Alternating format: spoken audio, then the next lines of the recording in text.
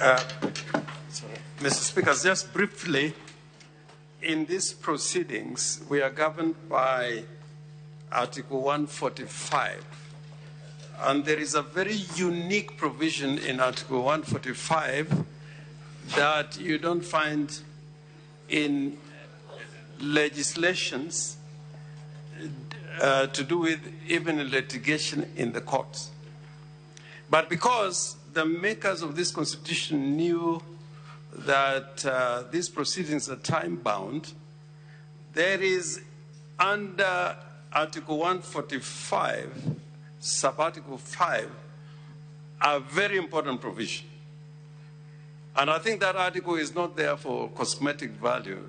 That article is there to deal with a situation like we find ourselves in, because the makers of this constitution knew that when processes are time-bound, there must be a safety valve. Article 145, Sub-Article 5, which applies mutatis mutandis in relation to the removal from office by way of impeachment of the Deputy President, states as follows.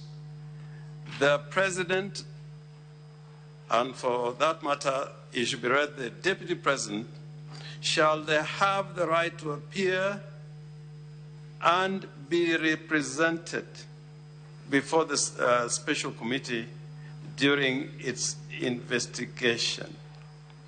Now, the point that I want to make, that not in a lot of legislation you find the right to be represented highlighted, because the Deputy President can elect to be represented either by his advocate or by him appearing in person, or having both the Deputy President and his advocate to appear.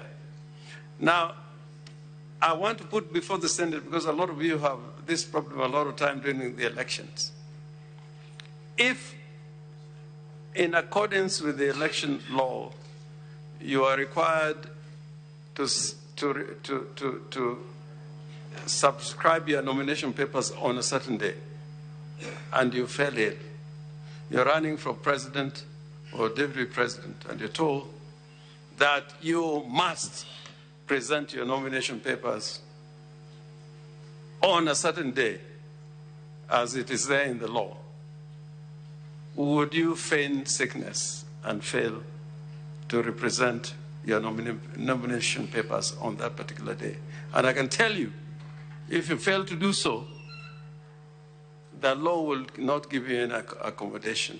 You'll be out, and there are a lot of decisions on this matter.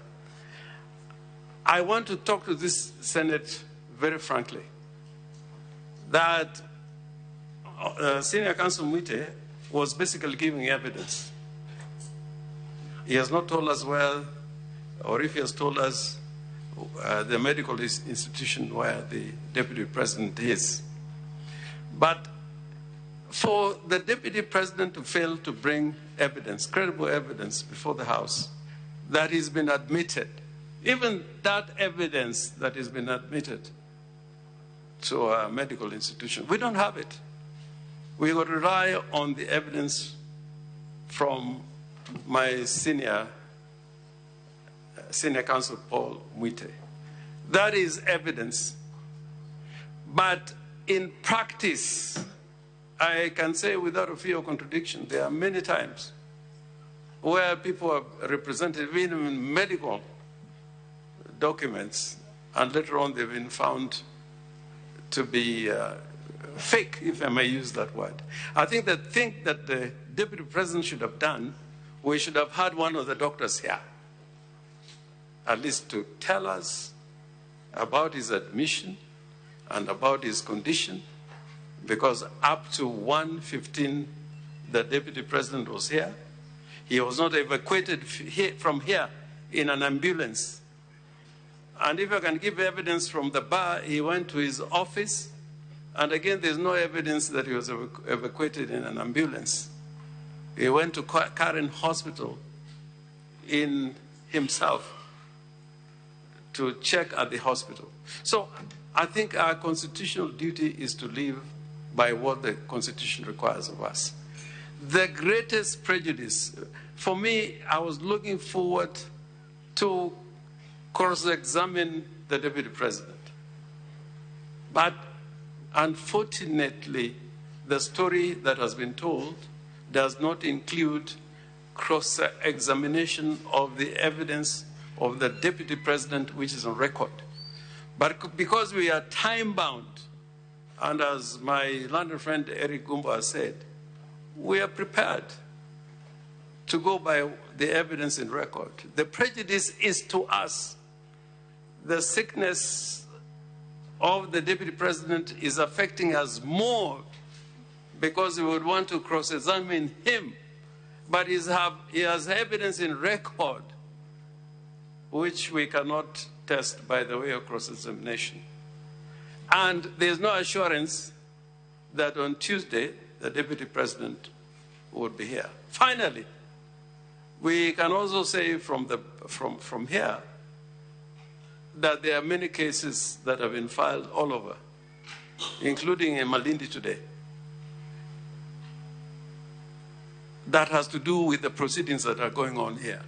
So I am in a position to say that this health condition in which the Deputy President is, and I sympathize, may be opportunistic in the absence of medical evidence from a doctor. It may be opportunistic. And I saw him when he came in. I'm not a doctor, but there was nothing to suggest that he was in the condition that Honorable Counsel has been talking about. So do the senators now turn into a jury to make a decision on the basis of evidence presented from the bar by senior counsel without no documentary proof of where the Deputy President is and what ailments is suffering for? I think the more important duty for this Senate is to comply with the Constitution. And we urge you to comply with the Constitution and proceed with the hearing of these impeachment proceedings. Thank you. Senior Counsel Paul Mwite.